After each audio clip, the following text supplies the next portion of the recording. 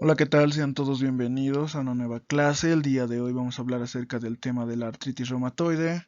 Tocaremos los puntos desde sus generalidades, la etiología, su fisiopatología, clínica, diagnóstico, el tratamiento y las posibles complicaciones que puedan tener.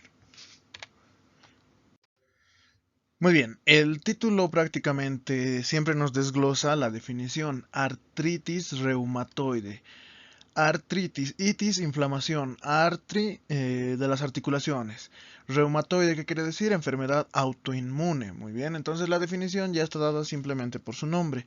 La artritis reumatoide es un trastorno autoinmune, inflamatorio, crónico, que afecta principalmente a las articulaciones. Hasta ahí lo tenemos simplemente con el título. Ahora, ¿puede tener manifestaciones extraarticulares esta enfermedad? Sí. En un 40% de los casos se van a presentar manifestaciones extraarticulares, no solo en las articulaciones.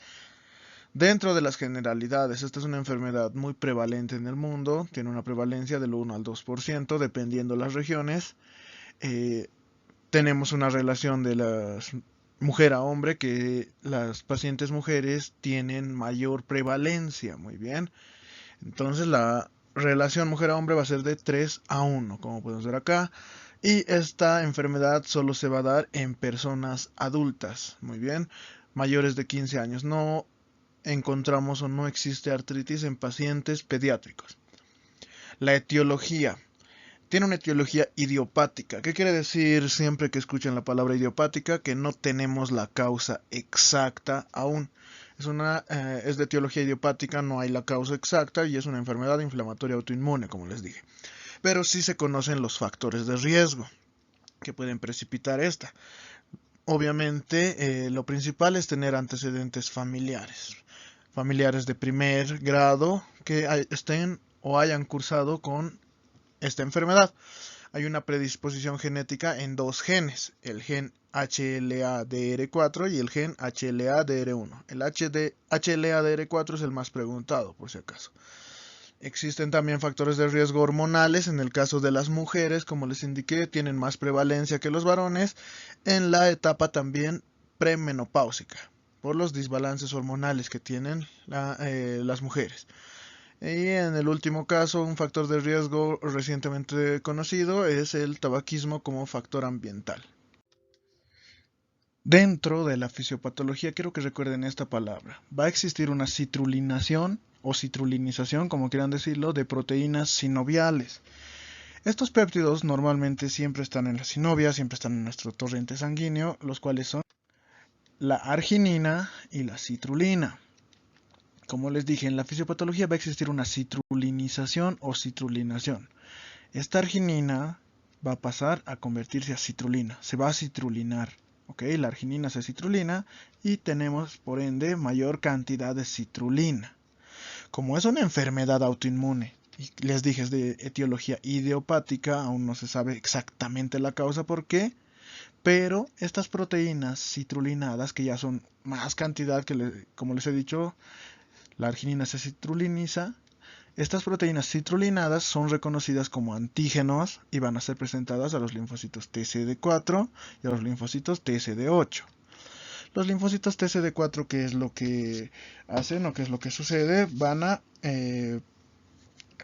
generar interleuquina 4, por lo cual también se va a generar y van a proliferar los linfocitos B. Estos linfocitos B van a producir este anticuerpo, que es el anti-CCP. Anticuerpo, antipéptido cíclico citrulinado. Muy bien, ¿por qué es importante este? Porque vamos a encontrarlo en los exámenes complementarios para dar un diagnóstico. Entonces, este es el anticuerpo principal que vamos a encontrar en la artritis reumatoide, producido por los linfocitos B. Estos mismos linfocitos TCD4 van a migrar. ¿A dónde van a migrar? A las articulaciones sinoviales. No se van a quedar en una sola, van a migrar a varias. Por eso dijimos que esta es una enfermedad poliarticular, varias articulaciones. Al migrar a las articulaciones sinoviales, estos linfocitos TCD4 van a producir aún mayor cantidad de citoquinas. ¿Cuáles son? El interferón gamma y la interleuquina 17. Este interferón gamma y esta interleuquina 17, ¿qué va a reclutar? Recluta los macrófagos. los macrófagos van a producir aún más inflamación dentro de la articulación y van a liberar más citoquinas aún. Estas citoquinas son el factor de necrosis tumoral alfa. Y quiero que recuerden estos, ¿ya? Factor de necrosis tumoral alfa secretado por macrófagos, interleuquina 1 e interleuquina 6. ¿Por qué quiero que recuerden esta parte? Porque la terapia biológica va dirigido a esto. Inhibe el factor de necrosis tumoral alfa, inhibe la interleuquina 1 o inhibe la interleuquina 6. Los medicamentos inhiben acá, ¿ya? Dentro de la fisiopatología, como ya va a haber más macrófagos, va a haber más citoquinas liberadas, se va a producir un tejido inflamatorio que va a proliferar. Es un tejido inflamatorio grueso, el cual lo conocemos como panus, como pueden ver acá. Este panus, ¿qué es lo que va a hacer? Como dijimos, va a deformar la articulación, va a erosionar el hueso, va a luxar la articulación, la va a anquilosar prácticamente y va a hacer una destrucción progresiva del cartílago y del hueso. Muy bien. Dentro de la clínica y el diagnóstico, como indicamos desde un inicio la definición, es que es una inflamación de las articulaciones, tiene compromiso poliarticular, o sea, varias articulaciones, pero tiene que ser simétrico bilateral, que quiere decir que si la rodilla derecha se inflama, tiene que inflamarse la rodilla izquierda. Si la muñeca izquierda se inflama, la muñeca derecha también. Si las articulaciones de los dedos derechos se inflaman, también los de los dedos izquierdos. Muy bien. Es aditivo, o sea, se va sumando más. ¿Por qué dijimos eso? Porque los linfocitos TSD4 van migrando hacia más articulaciones sinoviales, por eso son aditivos, son erosivos, deformantes, luxantes y anquilosantes por el mismo hecho de que producen el panus. Entonces, una vez más, la clínica se va a prácticamente enfocar a que sea articulaciones bilaterales, poliarticulares, como les dije, tienen que ser bilaterales, aditivos, erosivos, deformantes y anquilosantes. Hay un orden de afectación articular y esto tienen que recordarlo bastante. Generalmente las primeras articulaciones en afectarse son las metacarpofalángicas. Muy bien, estas articulaciones, metacarpofalángicas. Una vez más les digo, pueden hacer erosión, pueden deformarse y pueden anquilosarse. O sea, los huesos se unen prácticamente, como podemos ver acá. Las segundas en afectación son las interfalángicas proximales. Mucho ojo, interfalángicas proximales. No se afecta interfalángicas distales en artritis reumatoide. Solo interfalángicas proximales. Las interfalángicas distales se afectan en artritis psoriásica, por si acaso. El tercer orden de afectación van a ser las muñecas, metatarsofalángicas. En cuarto orden, los codos, los hombros. En quinto ya vienen los tobillos, las rodillas, que no son tan comunes. Y por último, en sexto orden de afectación, se puede afectar en la artritis reumatoide las vértebras cervicales. O sea, la articulación atlaxoidea puede ser luxada. La artritis reumatoide, para que lo recuerden, respeta la columna dorsal, columna lumbar y columna sacra. Lo que no puede respetar es las vértebras cervicales. Muy bien. Ok, lo que les decía, como el primer orden de afectación va a ser las interfalángicas proximales, como podemos ver en este ejemplo de esta paciente, va a haber una desviación cubital. ¿Qué quiere decir? Como va a haber una anquilosis, estas articulaciones, estos huesitos se van a luxar y se van a anquilosar, se van a juntar, hay una desviación hacia el cúbito de esa propia mano, mira, una desviación cubital, como pueden ver. Esta otra mano hacia el otro lado. Desviación hacia su cúbito, desviación cubital. La segunda deformidad que puede aparecer es el dedo en boutonniere. ¿Qué quiere decir este dedo en boutonniere? Es una afectación del primer dedo por la anquilosis de la articulación metacarpofalángica. Muy bien, se está afectando, se está anquilosando, lo cual produce esta desviación del dedo en boutonniere. Y la tercera afectación en las manos que podemos encontrar son los dedos en cuello de cisne. Como pueden ver acá, esta es la deformidad en cuello de cisne. Y ustedes me dirán, doctor, acaba de decir que no se afectan las articulaciones, las interfalángicas distales. No se afectan, estas no se anquilosan por si acaso. Esto es una reacción a la anquilosis de las interfalángicas proximales. Como se están anquilosando, estas se están juntando por un efecto de contigüidad. Estas otras articulaciones se van a ver afectadas estéticamente. Muy bien, pero no se van a anquilosar ni se van a luxar. En este caso, las que se anquilosan para hacer dedo en cuello de cisne son las interfalángicas proximales. que también debemos solicitar, aparte de ver solo la clínica de este paciente, los anticuerpos. El primero es el factor reumatoideo. El factor reumatoideo, recordemos que, una vez más les repito, al decir reumatoideo estamos hablando de que es una enfermedad autoinmune. Entonces, normalmente el factor reumatoideo aparece en la mayoría de las enfermedades autoinmunes. Un ejemplo claro es el Sjögren. Muy bien. Entonces el factor reumatoideo son anticuerpos dirigidos contra el fragmento constante de la IgG, de la inmunoglobulina G. Cuando te digan o te hagan la pregunta ¿cuál es la prueba de látex? Solo recuerdas al revés. Ya no van estos anticuerpos dirigidos al fragmento de la IgG, sino en la prueba de látex van a la IgM. Eso sí es que te lo preguntan en un examen. Y el otro anticuerpo que habíamos visto, que este sí es específico y aparece en la fisiopatología de la artritis reumatoide, es el anticuerpo antipéptido cíclico citrulinado, el anti-CCP. Ambos tienen una sensibilidad del 70% aproximadamente, ambos anticuerpos, pero este es el más específico, tiene una especificidad del 95% y obviamente, como les dije, ¿por qué se produce la artritis reumatoide? Porque las proteínas, la arginina se citruliniza. Entonces, este anticuerpo va en contra de esas proteínas citrulinadas, por eso es muy específico de esta enfermedad. ¿Cómo hacemos nuestro diagnóstico en base a estos criterios, los nuevos criterios de la artritis reumatoide del 2010? Un paciente, como dice acá, será clasificado como artritis reumatoide si la suma total es igual o superior a 6. Igual o mayor a 6, en este puntaje nos quiere decir que este paciente lo vamos a clasificar como artritis reumatoide. Va a haber afectación articular, el primer parámetro. Una articulación grande afectada, 0 puntos. ¿Por qué? Porque dije que tiene que ser bilateral. Si solo se afecta una articulación, no es bilateral. No hay por qué darle un puntaje. De 2 a 10 articulaciones grandes afectadas, 1 punto. De 1 a 3 articulaciones, y aquí ya comenzamos, pequeñas, 2 puntos. Le damos 2 puntos.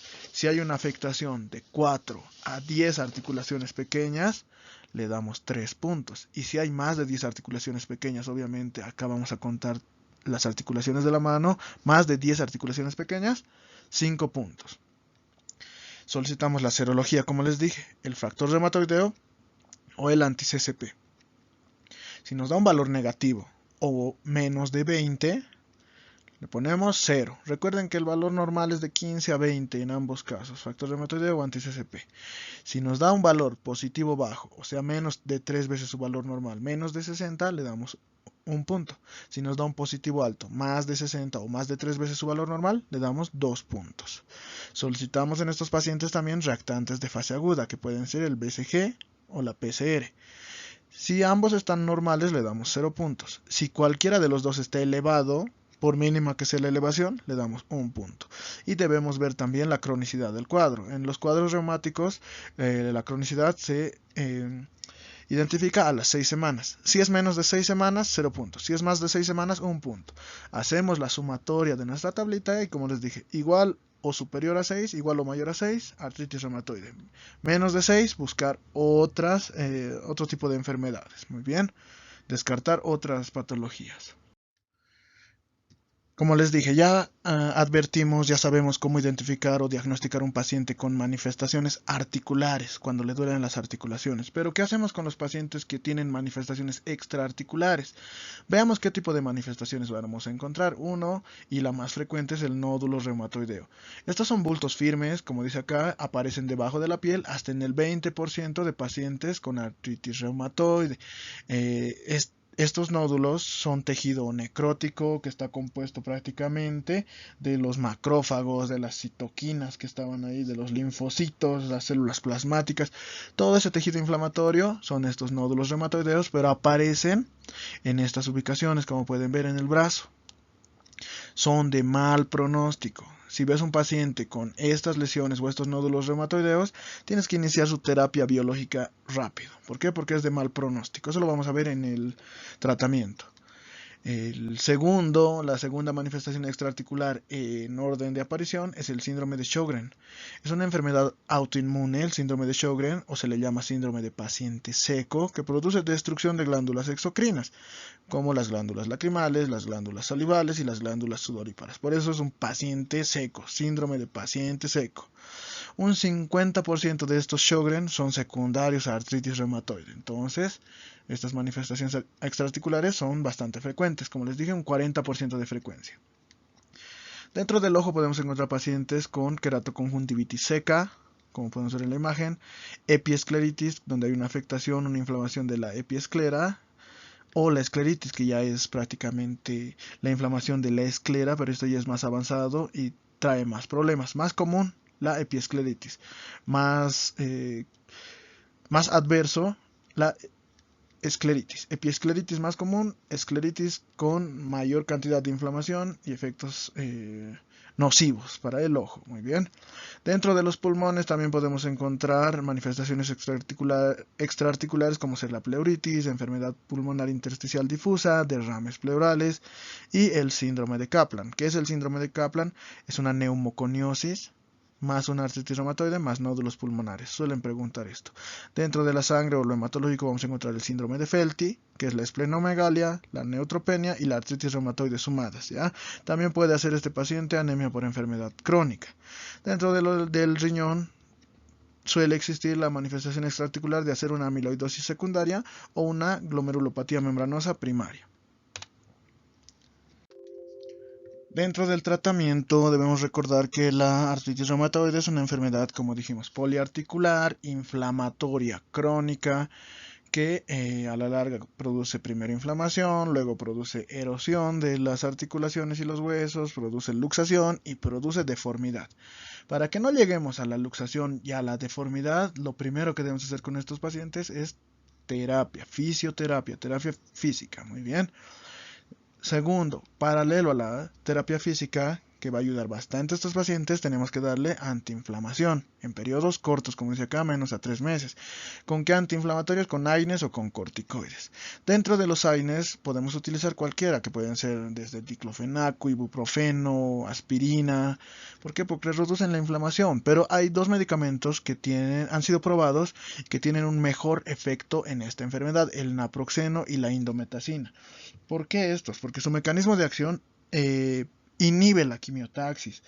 Prácticamente alteran y disminuyen la actividad de las citoquinas proinflamatorias, o sea, el naproxeno y la indometacina disminuyen la actividad de la interleuquina 1, interleuquina 6, del factor de necrosis tumoral. Como les dije, todo eso que está en la fisioterapia lo inhiben. Entonces, por eso son bastante buenos estos dos AINES, naproxeno e indometacina. También podemos dar como antiinflamación corticoides como la prednisona a dosis bajas a estos pacientes. A la par, conjunto a la antiinflamación y a la fisioterapia, tenemos que dar, recordemos que la fisioterapia y la antiinflamación van a ayudar bastante a este paciente, pero no van a retrasar la evolución de esta enfermedad. ¿Por qué? Porque es una enfermedad autoinmune, no es una inflamación que bajando simplemente vamos a controlar la enfermedad. No, es una enfermedad autoinmune que debe ser controlada y que no hay una progresión. Para eso tenemos los FAMES, los fármacos modificadores de la enfermedad. Estos son el metotrexate, la hidroxicloroquina, la sulfasalacina y la leflunomida. ¿Qué hacen estos medicamentos? Como su nombre lo indica, impiden, modifican que esta enfermedad no avance rápidamente. Antes de dar estos medicamentos debemos hacer pruebas hepáticas y pruebas de tuberculosis para utilizar el metotrexate. ¿Por qué? Porque tiene efectos adversos muy relacionados con esto. Uno, es muy hepatolesivo el metotrexate. Entonces, un paciente con falla hepática no le podemos dar metotrexate. Tenemos que cambiarlo por cualquiera de estos.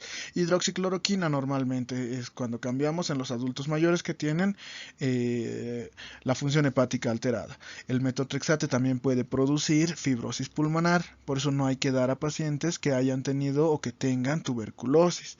Y también puede producir el metotrexate anemia megaloblástica, por eso debe ir acompañado de su ácido fólico. Muy bien, vamos a hacer toda esta terapia, como les dije, fisioterapia, antiinflamación y FAMES durante 3 meses. Debemos controlar en 3 meses a nuestro paciente que no avance la enfermedad. Si en 3 meses la enfermedad no se está pudiendo contener, ¿qué es lo que vamos a hacer? Vamos a cambiar los FAMES a FAMES biológicos, a fármacos modificadores de la enfermedad, pero ya de tipo biológico. ¿Y en qué casos vamos a cambiar? Como dice acá, cuando hay persistencia de más de 3 meses al uso de estos FAMES convencionales, o en caso, recuerden, en caso de mal pronóstico. ¿Cuándo hay casos de mal pronóstico? Cuando hay muchas deformaciones por poliarticulares graves tempranas. Cuando la serología es muy elevada, cuando el anti-CCP o el factor reumatoideo es muy elevado en los exámenes, o también, como les dije, cuando a nuestro paciente los encontramos con nódulos reumatoideos tempranos. En esos casos ya nos olvidamos del metotrexato, la hidroxicloroquina y pasamos directamente a los FAMES biológicos, ¿ya? ¿Cuáles son los FAMES biológicos y dónde actúan? Recordemos, ¿qué es lo que les dije dentro de la fisiopatología? Que se va a producir factor de necrosis tumoral alfa, se va a producir interleuquina 6 e interleuquina 1, ¿no es verdad? Entonces, acá vamos a ver dónde actúan estos medicamentos. Hay anti-TNF, medicamentos anti-TNF, antifactor de necrosis tumoral, que son el etanercept, el infliximab, adalimumab y el golimumab.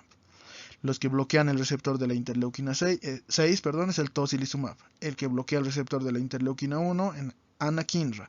El rituximab está dirigido a los CD20 de los linfocitos B. Entonces, como pueden ver, estos medicamentos están prácticamente dirigidos a toda la fisiopatología que les he indicado. También tenemos medicamentos bastante nuevos, como pueden ser el tofacitinib, baricitinib, que acá tiene su mecanismo de acción, como pueden leer, y el abatacept. Muy bien, estos medicamentos son bastante nuevos, no contamos mucho con estos a nivel Sudamérica, pero en el caso de poder utilizarlos, son bastante buenos, son los más recientes.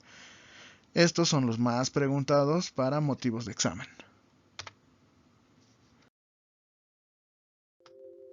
Bueno, con eso habríamos concluido este tema de la artritis reumatoide. Obviamente es para motivos de exámenes, de estudio. Espero se haya entendido. Si hay dudas, me la dejan en los comentarios. Y espero les sirva. Compartan el video con sus compañeros y denle like. Hasta luego.